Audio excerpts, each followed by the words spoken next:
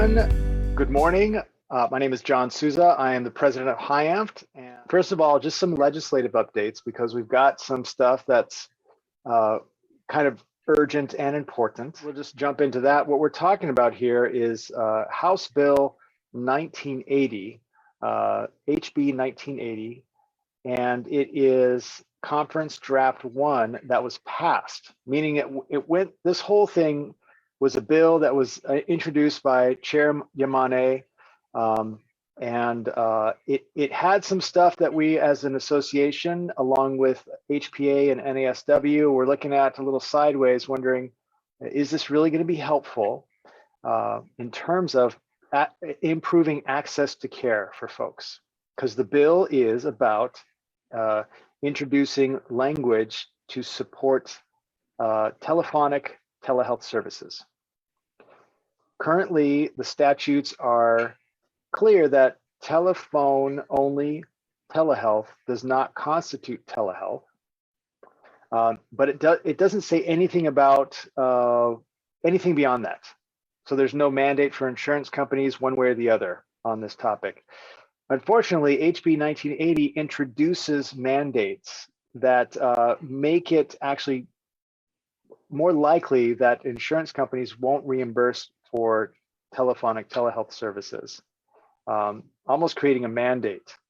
And that really runs contrary to the Center for Medicare and Medicaid, which has said that telephonic telehealth does constitute telehealth, particularly after they did some research. And this is the federal organization that did research and found that disproportionately not allowing that, the use of telephone only telehealth would negatively affect people in certain categories, like those who are lower socioeconomic status,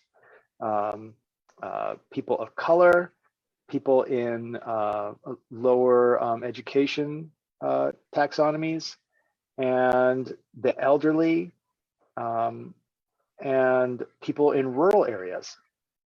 And if we think of those last two categories, oh, and people whose primary language is not English, whose first language is not English. So if you think of the demographic of our state, that's a lot of our state right there. So the argument, besides just the obvious, why would we change anything unless it was to increase the access and availability of mental health services? Why would we introduce anything that might potentially limit it?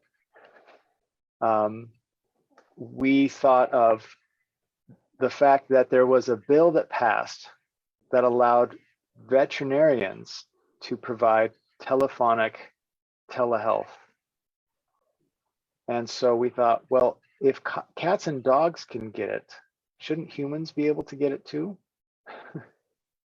And it's kind of a tongue-in-cheek, a little sardonic, sarcastic, possibly, approach, but it does just highlight the absurdity of this. So the request, the ask here, is that folks watching this, if you believe that we should be able to increase access to care, please let the governor know that you would like him to veto this bill.